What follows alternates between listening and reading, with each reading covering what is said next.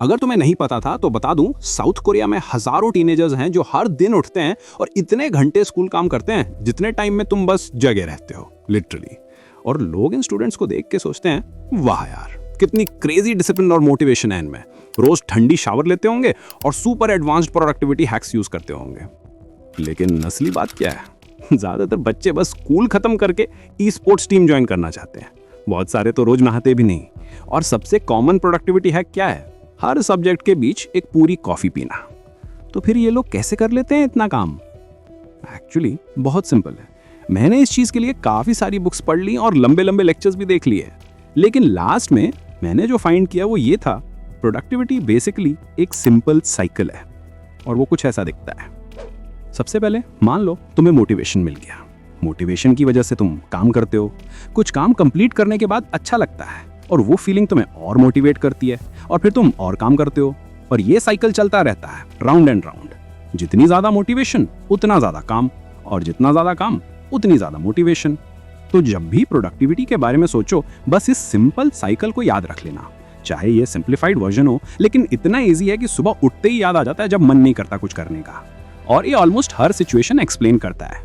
जैसे कैसे तुम 3 हफ्ते तक एक एस्से नहीं लिखते, लेकिन लास्ट डेट के 30 मिनट्स पहले तुम प्राइम शेक्सपियर बन जाते हो।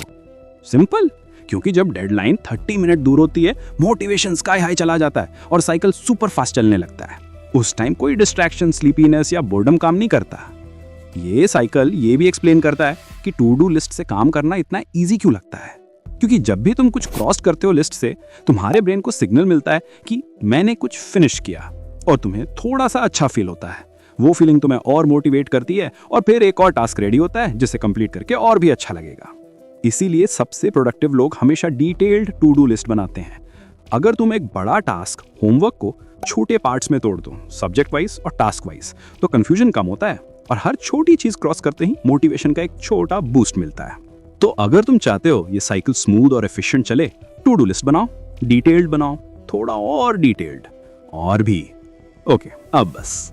और ये याद रखना, अगर तुम्हारे पास मोटिवेशन कम भी हो तो भी तुम साइकिल स्टार्ट कर सकते हो बाय यूजिंग कुछ सिंपल सेल्फ मोटिवेशन ट्रिक्स।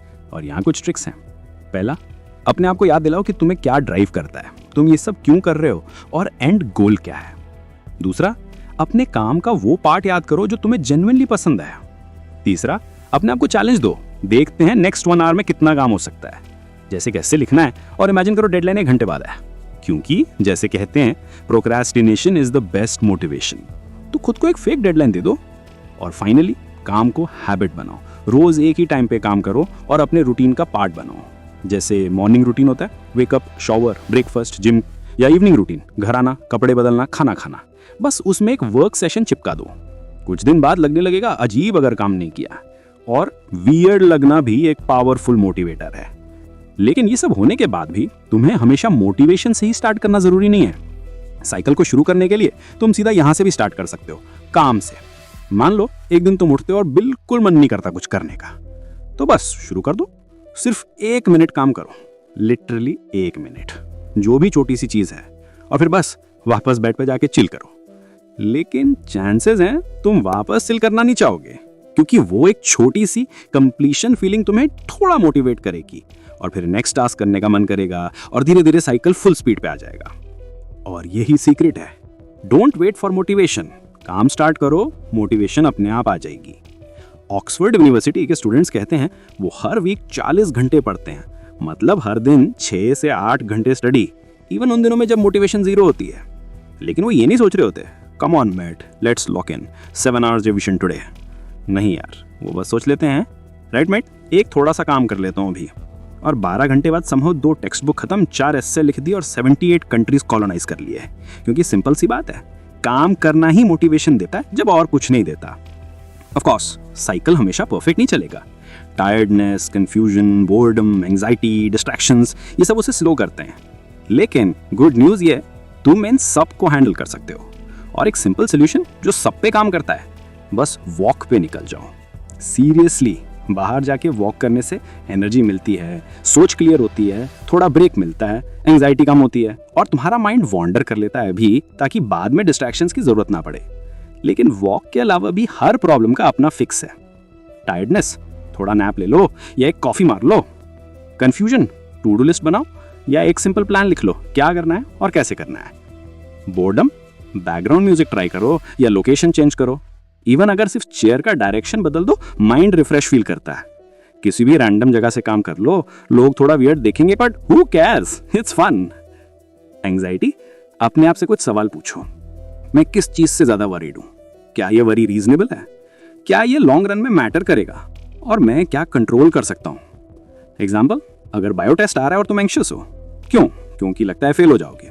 लेकिन क्या ये वैलिड है? नहीं, क्योंकि पढ़ाई हमेशा हेल्प करती है। क्या ये लॉन्ग रन में मैटर करेगा? नहीं।